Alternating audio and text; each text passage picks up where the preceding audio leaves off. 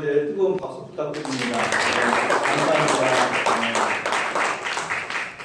네, 하나님을 사랑하고 하나님을 섬기는 가운데 제일 큰 축복이 있다면 하나님을 찬양하는 일입니다. 우리 임마누엘 그 찬양대에 성가대 우리 찬양을 주님께서 늘 음양하시고 주님께서 받아주실 줄 믿습니다.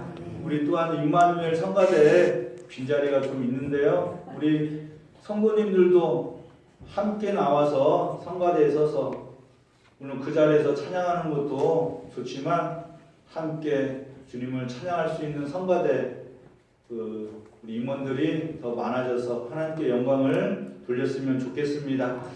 이 시간 주님교회 나오신 또한 우리 성신교회 모든 식구들을 주님의 이름으로 축복합니다. 한 주간 주님 안에서 참 평안을 누리며 살아오셨는지요. 한 주간도 주님께서 우리 모든 성신교회 식구들을 지켜주시고 보호해주시고 인도해주시는 주님의 은혜와 평강이 넘치셨을 줄을 믿습니다. 이 시간 주님의 이루함을 얻고 주님이 주시는 기쁨과 감사함의 신앙이 회복되어질 수 있는 귀한 예배 시간이 되시기를 바랍니다. 또한 연약한 우리의 육신과 상한 심령을 주님께서 만져주시어 온전히 강건함을 얻고 치유함을 얻고 나아갈 수 있는 귀한 시간이 되시기를 주님의 이름으로 축복합니다. 우리 말씀을 나누기 전에 우리 옆에 있는 분들하고 인사하겠습니다. 주님의 이름으로 사랑합니다. 축복합니다. 인사하겠습니다.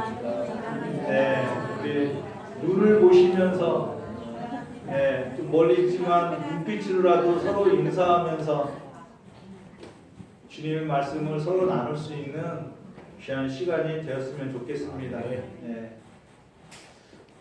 아까 우리 장로님께서도 말씀하시 주셨던 것처럼 어제는 남북 판문점 선언 1주년을 맞이한 그러한 날이었습니다. 우리 교회에서도 4.27 DMZ 평화의 손잡기 행사에 5분이 다녀왔습니다. 남북의 정상이 판문점에서 만나 평화통일에 대해서 숙고했던 그 역사적인 순간을 기억하고 진실로 평화통일이 이루어지기를 소원하는 마음으로 가서 인간띠를 이루고 손을 잡고 돌아왔습니다. 강화도 연미정이라는 곳에 도착하여 평화 예배를 드리고 점심을 먹고 이후에 평화통일을 염원하는 인간띠 행사에 동참했습니다.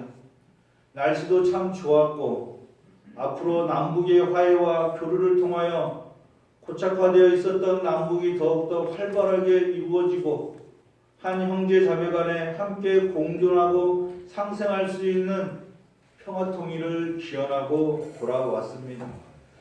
저는 그 행사에 참여하면서 서해 바다를 끼고 있는 철조망으로 막혀있는 해안가를 보면서 참으로 안타까워했습니다.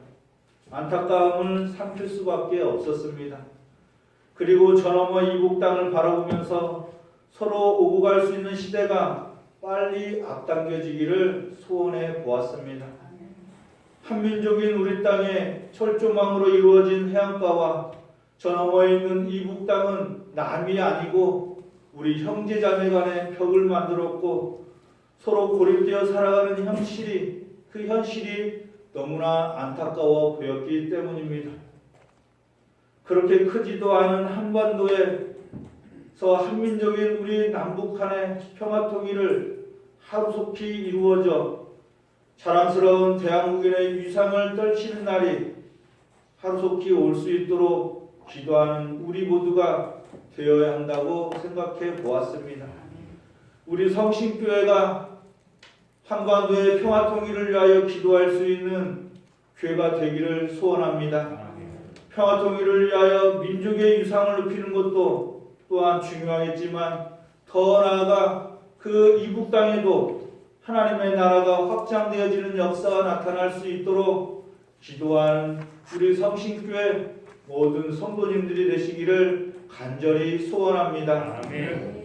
이러한 하나님의 나라가 확장되어지고 이루어져 죽어가는 영혼들을 위해 기도할 수 있는 신앙이야말로 우리 하나님께서 우리들에게 원하시는 신앙입니다. 하나님은 죽어가는 영혼들을 살리기 위하여 이 세상 가운데 우리 주 예수 그리스도를 보내주셨습니다. 만백성이 예수 그리스도로 인하여 죄사함을 얻고 구원함을 얻어 영생의 길로 나아갈 수 있도록 이 세상에 우리 주님이 오셨습니다. 우리 하나님은 한 영혼을 천하보다 귀하게 여기시지만 결국은 모든 백성들을 구원하고자 하시는 계획과 목적이 있습니다. 이처럼 하나님의 나라를 확장하고 이 세상 가운데 하나님의 나라를 이루는데 여기에 모인 우리들을 사용할 계획과 목적이 있다라는 것입니다. 하나님은 우리들을 부르셔서 예배의 자리에 올 수 있게 하고 함께 하나님의 말씀을 나누고 서로 성도의 사귐을 갖게 하는 것은 세상에 나아가 참된 그리스도인으로서 신앙과 삶을 살아갈 것을 우리 주님은 원하시기 때문입니다. 그래서 우리 주님은 공생의 기간에 12 제자를 택하셔서 그들에게 하나님의 말씀을 가르치셨고 함께 먹고 마시면서 참된 그리스도인들로서의 삶을 어떻게 살아가야 되는지 몸소 보여주셨습니다. 그렇게 우리 주님이 제자들과 많은 무리들과 함께 하시면서 보여주셨던 것은 다름이 아니라 하나님에 대한 믿음과 사랑에 대해서 몸소 직접 실천하시면서 보여주셨던 것입니다. 우리 예수님이 제자들에게 그 당시에 많은 백성들에게 보여주었던 것은 하나님에 대한 그 믿음이 어떠해야 되는지 보여주었던 것이고 우리 예수님께서 몸소 그 사랑을 실천함으로 인하여서 하나님의 사랑은 이런 것이다 라고 보여주셨던 것입니다. 그렇게 보여주셨던 이유는 그 많은 제자들이 예수 그리스도가 그렇게 살았던 것처럼 너희들도 그렇게 주님의 말씀을 따라 살아갈 것을 원하시고 그들에게 부탁하셨던 것입니다. 우리 예수님이 12 제자와 함께 지내면서 많은 기적을 행하셨고 많은 이적을 보여주셨고 많은 표적을 나타내셨지만 제자들은 예수 그리스도가 하나님의 아들이심을 깨닫지 못하였고 믿지 못하였습니다. 우리 예수님이 하나님의 아들인 것을 깨닫지 못한 이유는 다름이 아니라 그들에게 믿음이 적었기 때문입니다. 아니 믿음이 제자들에게 없었기 때문에 적었다기보다는 아예 없었기 때문에 예수님이 하나님의 아들이신 것에 대해서 깨닫지 못하였던 것입니다. 3년 동안 주님의 공생의 기간에 같이 먹고 마시며 함께 동고동락했던 그 제자들이 예수님을 보고 배울 수 있었던 것은 믿음과 사랑에 대한 것이었는데 그들은 믿음을 소유하지 못하였고 믿음이 자라지 못하였습니다. 그 중에서도 특별히 오늘 요한복음과 요한서신과 요한계시록을 기록한 사도 요한은 믿음이 좋지 않았던 사도였습니다. 마가복음 3장 16절과 17절에 보면 또 세베대의 아들 야고보와 야고보의 형제 요한이니 이 둘에게는 보아너게 곧 우레의 아들이란 이름을 더하였으며 라고 기록되어 있는 것을 보면 예수님의 제자들 중에서도 성격이 썩 좋지 않은 제자들이었다라는 것을 야고보와 요한을 통하여 알 수 있습니다. 야고보와 그의 형제 요한에게는 별명이 있었으니 그 별명은 보아너게 곧 우레의 아들이라는 별명이 있었습니다. 그 별명의 뜻은 우레, 즉 천둥의 아들이라는 뜻으로 그들의 성격이 급하고 불같은 성격이었다라는 것을 말하고 있습니다. 그런데 이러했던 야고보는 부활하신 주님을 만난 이후에 순교의 영성을 가지고 복음을 전하다가 주님의 제자들 중에서 첫 번째 순교자가 되었습니다. 사도행전 12장 1절에서 3절에 그때에 헤롯 왕이 손을 들어 교회 중에서 몇 사람을 헤아려 하여 요한의 형제 야고보를 칼로 죽이니 유대인들이 이 일을 기뻐하는 것을 보고 베드로도 잡으려 할세 때는 무비절 기간이라 라고 기록되어 있는 것을 우리들이 볼 수 있습니다. 우레의 아들이라고 칭함을 얻고 불같은 성격의 소유자였던 그 야고보, 그러나 부활하신 주님을 만나고 우리 주님께서 부활하시고 승천하시면서 은혜의 선물로 받은 그 성령을 통하여서 순교의 영성을 가지고 주님을 전하다가 헤롯 왕에게 죽임을 당하는 순교를 당하였습니다. 사도 요한도 마찬가지입니다. 믿음도 없었고 주님의 삶에 대한 이해도 없었던 사도 요한은 판모섬에 갇혀 살면서 평생을 두고 주님의 복음을 전하기 1년 만에 요한복음과 요한서신 그리고 요한계시록을 기록하여 후대의 많은 신앙인들에게 본을 보여주는 위대한 사도로 남게 되었습니다. 이렇게 야고보와 요한이 거듭나 중생의 길을 걸어가면서 주님만을 위해 살겠다고 복음을 위해 살겠다고 다짐하게 된 계기는 부활하신 주님을 만나고 우리 주님이 승천하시면서 주신 성령을 선물로 받은 이후에 놀라운 하나님의 역사가 나타나게 된 것입니다. 여기에 모인 우리 모두도 부활하신 주님을 온전히 만나셔서 새롭게 새 생명을 가지시고 새로운 신앙과 삶으로 나아가시기를 바랍니다. 우리들이 온전히 변화되어 나아갈 때에 주님의 역사와 일하심에 동참하고 참여하여 하나님 나라를 확장하고 이루어 나아가는 주님의 제자들이 될 줄 믿습니다. 또한 자기밖에 모르고 이기적이었던 요한은 많은 제자들 중에서도 사랑의 사도라고 불릴 만큼 하나님의 사랑에 대해서 설파하고 전하였던 제자가 되었습니다.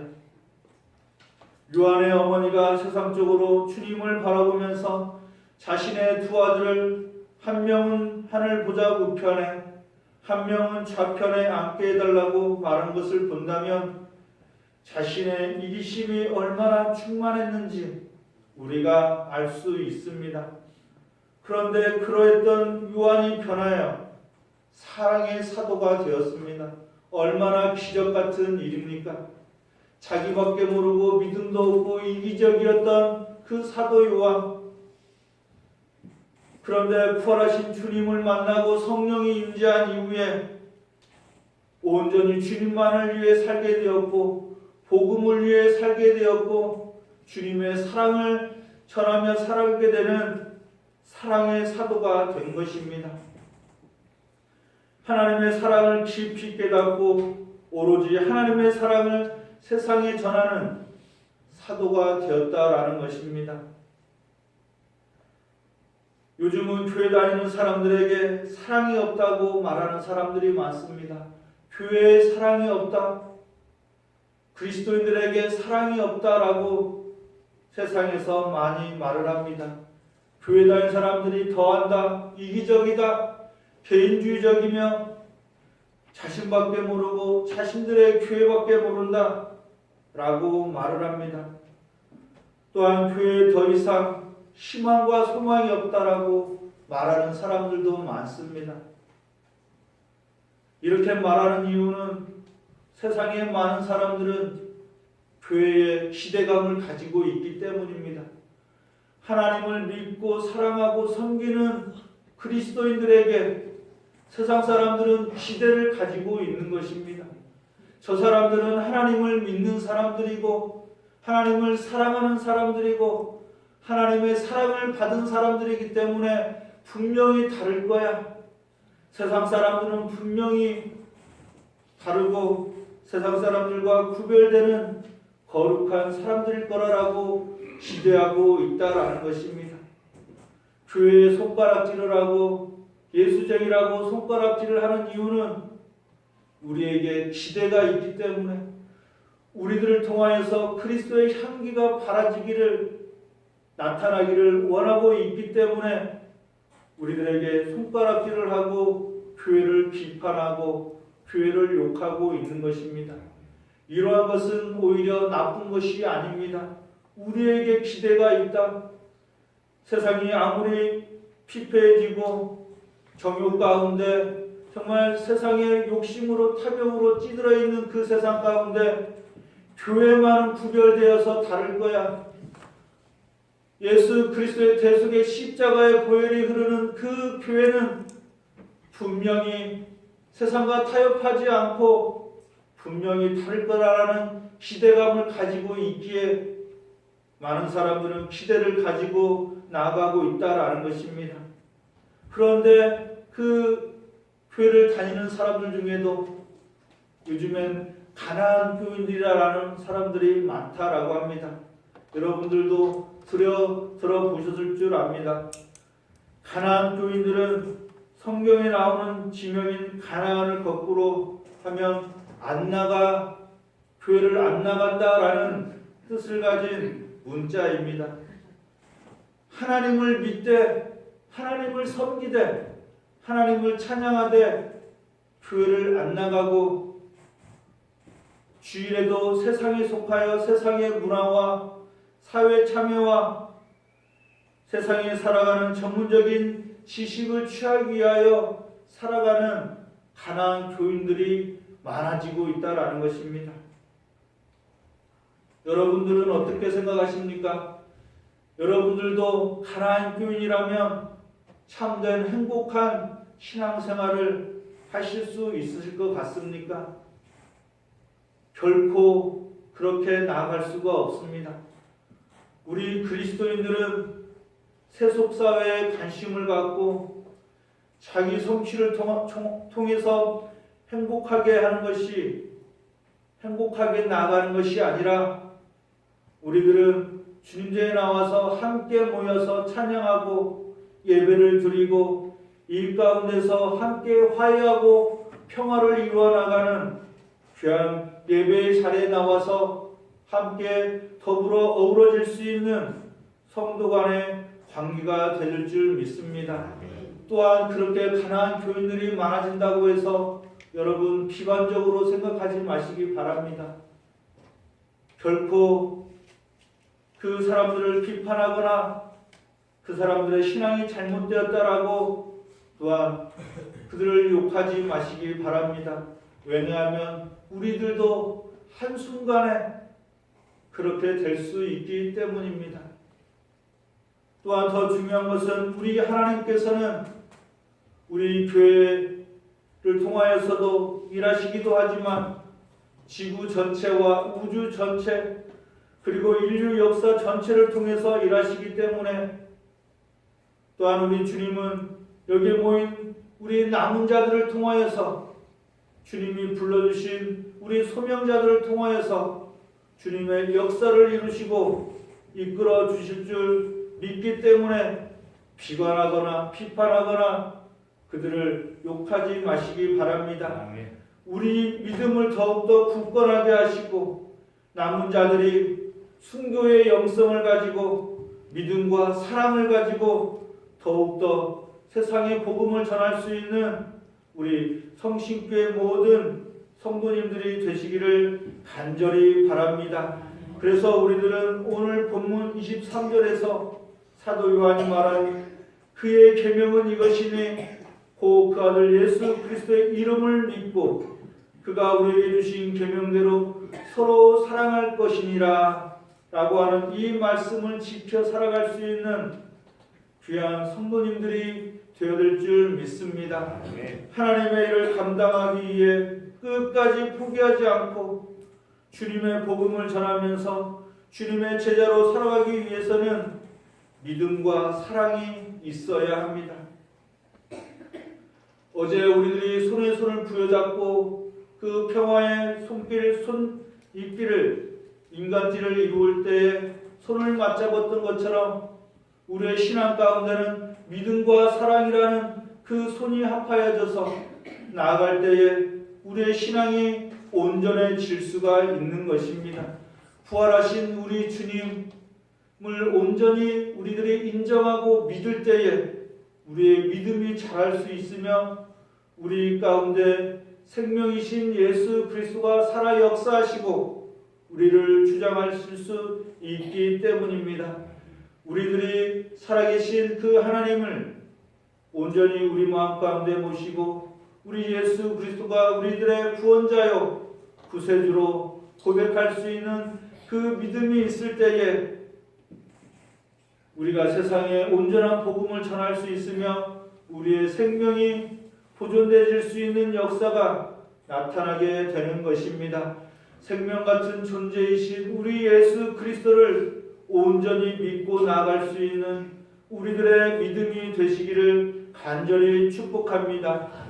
우리들이 온전히 주님을 믿을 때에 우리가 새로운 생명을 얻을 수 있고 새롭게 거듭나 은혜를 누릴 수 있게 되는 것입니다. 믿음이 없이는 우리들이 결코 거듭날 수 없고 중생의 삶을 살아갈 수가 없습니다. 새롭게 새 생명을 얻고 자유함을 누리며 해방되어 살아갈 수 있는 그 모든 방법은 우리들에게 믿음이 있을 때에 되어질 수가 있습니다. 이렇게 새롭게 거듭난 사람들이야말로 또한 그 믿음으로 인하여서 기쁨과 감사함으로 주님의 일을 감당하면서 순교의 영성을 가지고 주님을 증거하는 증인들의 삶을 살아갈 줄 믿습니다.